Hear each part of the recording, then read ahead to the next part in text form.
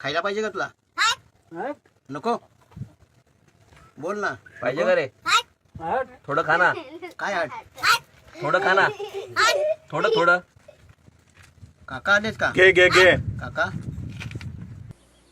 पापा पापा पापा पापा ये ना.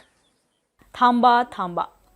तुम्ही जो आवाज ऐकला तो कुणा लहान मुलाचा, माणसाचा किंवा मिठू मिठू बोलणाऱ्या पोपटाचा नाहीये बरं का. हा आवाज आहे एका कावळ्याचा. आणि हा कावळा माणसांप्रमाणेच बोलतोय बरं का. विश्वास नाहीये ना? पण हो, तुम्ही ऐकलं ते अगदी खरंय. पालघर जिल्ह्यातील वाडा तालुक्यातील जिल्ह्याच्या वेशीवर असलेलं गारगाव. या गावात जंगल परिसरात असलेल्या एका फार्म हाऊस परिसरातील झोपडीत मंगळू मुकणे यांचं कुटुंब वास्तव्यास आहे. मुकणे कुटुंबियांना 2 वर्षापूर्वी एका झाडाखाली जखमी अवस्थेतील 2 कावळ्यांची पिल्ले आढळून आली होती. त्यांनी जखमी अवस्थेतील दोन्ही कावळ्यांची पिल्ले घरी आणली. यापैकी एका कावळ्याचा मृत्यू झाला, पण दुसऱ्या कावळ्यावर त्यांनी उपचार केले. मुकणे यांच्या कुटुंबातील लहान मुलगीही या कावळ्याला खाऊ पिऊ देऊ लागली.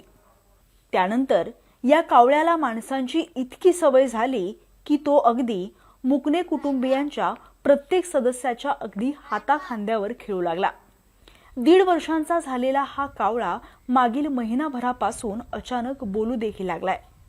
तो मराठी भाषा शिकला असून काका, बरं आहे का, आई, ताई असे शब्द देखील बोलतोय. हा कावळा त्यांच्यासोबत जेवण करीत असतो. त्यांच्या अंगाखांद्यावर बसत असतो. घरात येऊन पाणी आणि जेवण देखील मागतो, असं घरातील सदस्य सांगतात. हा कावळा म्हाताऱ्या आजीबाईसारखं खुकुणी दाखवतो. बोलणाऱ्या कावळ्याचा व्हिडिओ समाज माध्यमांवर तुफान व्हायरल झाला. त्यामुळे बोलणाऱ्या या कावळ्याला पाहण्यासाठी आता नागरिक देखील मोठी गर्दी करतायत. या सगळ्याविषयी बोलताना मंगळू मुकणे म्हणाले, कावला म्हणजे तो बारीक असताना आम्हाला 15 दिवसात असा भेटला असेल. भेटला तो आम्ही आणला, तो बारीक पिला असा तो आणून ठेवला. थोडा मोठा झाला, मग असा मोठा होत गेला. पुरा शेव बी आणून त्याला ही करायची. तसा करून तो झाला, मग थोडा भात खायला लागला. तसा करून मग तो झाला मोठा. तो इथंच राहायला लागला. आता इथंच आमच्या सोबतच असतो तो. म्हणजे संध्याकाळी झाली का तो इथे घरी येतो का? घरी परतो येतो. का? दिवसभर बाहेर? बाहेरच नाही जायचं. दिवसाचे पण येतो ना इथं, आम्ही बसलो ना काही. अच्छा. म्हणजे हा साधारणतः किती महिन्यांपासून तुमच्या सोबत राहतोय? वर्ष झालं का? 3रा वर्ष चालू आहे. 3रा वर्ष चालू आहे. हा. अच्छा. म्हणजे हा जेव्हा सापडला होता तेव्हा 15 दिवसाचा होता का? आणि आता तो तुम्हाला काय नावाने म्हणजे आवाज देतोय? तो ना बाबा, काका असा बोलतो. तो असा आवाज देतो तुम्हाला नावाने, तुम्हाला कसं वाटतंय? काय आता बराच वाटेल ना आता. कारण तुमची मुलं सुद्धा आहेत, तुम्हाला सुद्धा पप्पा कोणी म्हणजे काका पण आवाज देत असतील तुमच्या परिस्थिती मुलं, तर त्याचसोबत आता कावळा पण तुम्हाला आवाज देतोय. त्यांचं एक म्हणजे घरातला तुमचा एक सदस्य म्हणून तुम्ही त्याला हे करा. हा. खायला पाहिजे का तुला? नको बोल ना. पाहिजे का रे? थोडं खा ना. काय हट? थोडं खा ना. थोडं थोडं. काका आलेत का? घे घे घे. काका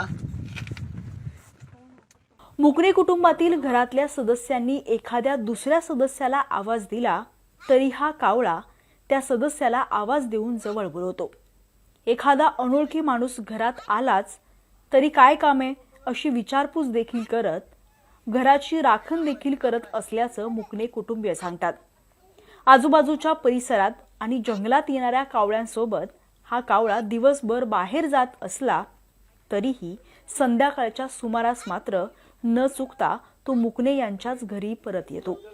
त्यामुळे एका घरातील सदस्याप्रमाणेच हा कावळा सध्या मुकणे कुटुंबातील सदस्य झालाय. त्याला देखील मुकणे कुटुंबाचा मोठा लळा लागलाय. कुत्रा, मांजर, पोपट हे पाळीव प्राणी आतापर्यंत आपण अनेक ठिकाणी पाळलेले पाहिले असतील. मात्र कावळा हा पाळीव पक्षी ठरल्याचं क्वचितच ऐकलं किंवा पाहिलं असेल. त्यातही बोलणारा कावळा ही बाब तर अनेकांसाठी आश्चर्यच ठरली आहे. पण याविषयी नेमकं तुम्हाला काय वाटतं? कमेंटमध्ये जरूर कळवा. Namit Patil, Maharashtra Times online, Palghar. Okay.